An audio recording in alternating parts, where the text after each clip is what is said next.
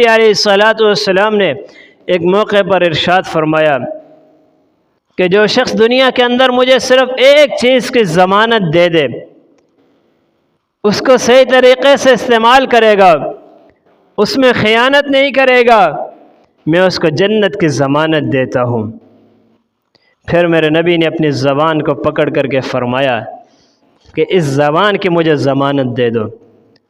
یہ زبان بڑی سخت چیز ہے، یہ زبان بڑی خطرناک ہے۔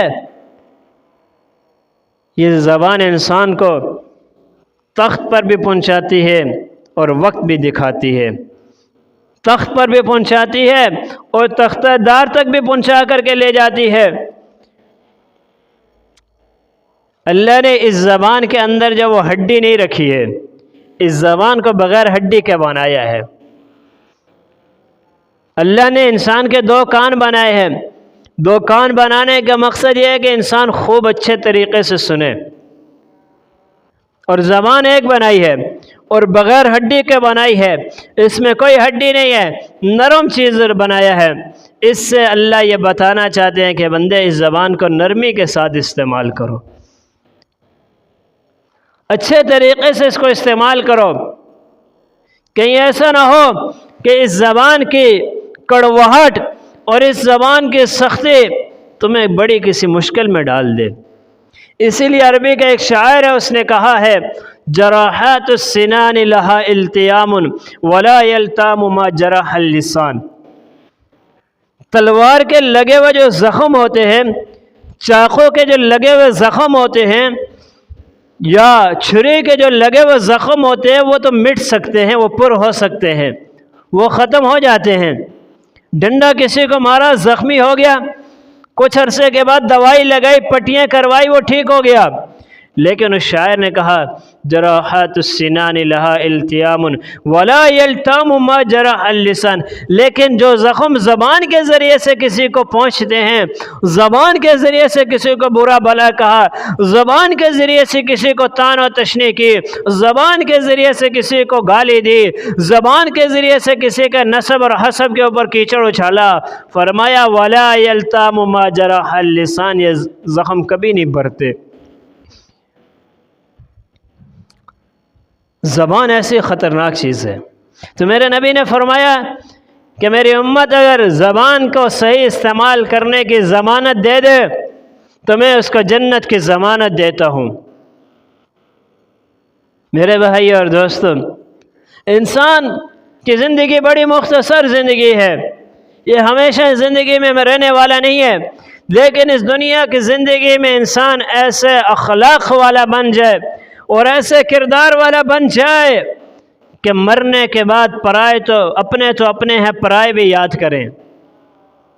کچھ بھروسہ نہیں ہماری زندگی کا، ایک لمحے کا بھی پتہ نہیں ہے کہ یہاں سے ہم اٹھیں گے بھی یا نہیں، مسجد سے باہر جائیں گے بھی یا نہیں، گھر پہنچیں گے بھی یا نہیں۔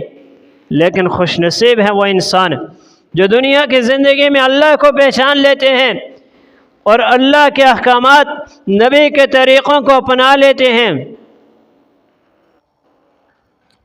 ہم ایک معاشرے میں رہ رہے ہیں، ایک سوسائٹی میں رہ رہے ہیں، اپنی زندگی کا ایک اصول بناؤ کہ سب سے ہم اخلاق سے پیش آئیں گے۔ کوئی ہمارے ساتھ زیادتی کرتا ہے، ہم اس کو معاف کرنے والے بن جائیں گے۔ میرے نبی نے یہ بھی سکھایا ہے کہ معاف کرنا سیکھو۔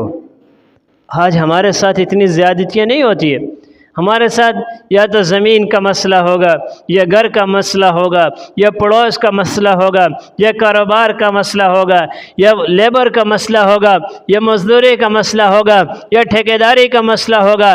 میرے بھائی اور دوستو، یہ اتنے بڑے مسئلے نہیں ہیں۔ میرے نبی علیہ الصلاۃ والسلام مکہ کی زمین پر پیدا ہوئے، لوگوں کو دین اسلام کی طرف بلایا، اب پرائے تو پرائے تھے، اپنے بھی مخالف بن گئے۔ میرے نبی علیہ الصلاۃ والسلام کو تکالیف دی گئی، ستایا گیا ہے، پتھر مارے گئے ہیں۔ 13 سال تک میرے نبی نے مکہ میں محنت کی، لوگوں کو دین کی طرف بلایا، کچھ لوگ مسلمان ہوئے، آخر حالات ایسے پیدا ہو چکے تھے کہ غیر مسلم اور مشرک لوگ جو ہے نبی علیہ الصلاۃ والسلام کے قتل کے در پر ہو گئے اور ان کو قتل کرنے کے منصوبے بنا رہے ہیں۔ میرے نبی کو اللہ نے وحی کے ذریعے سے بتا دیا کہ یہ لوگ آپ کو قتل کرنا چاہتے ہیں، آپ کے جو ہے قتل کے منصوبے بنا رہے ہیں۔ میرا نبی راتوں کو اٹھا، اپنے ساتھ اپنے پیارے ساتھی اور صحابی ابو بکر کا لیا، مکہ کو چھوڑا، مدینے میں چلے گئے۔ کفار بھی پیچھے جا رہے ہیں کہ آج ہم نے اس نبی کو نہیں چھوڑنا ہے۔ میرے نبی نے 10 سال تک مدینے میں محنت کی، جماعت تیار ہوئی، بیچ میں جنگیں ہوئی، میرے نبی کے چچا حمزہ شہید ہوئے، میرے نبی کے ساتھی شہید ہوئے ہیں، میرے نبی کے ساتھیوں پر ظلم کے پہاڑ توڑے گئے ہیں، میرے نبی علیہ الصلاۃ والسلام کا خون بہایا گیا ہے، آپ کے دندان مبارک شہید ہوئے ہیں۔ مکہ فتح ہوا۔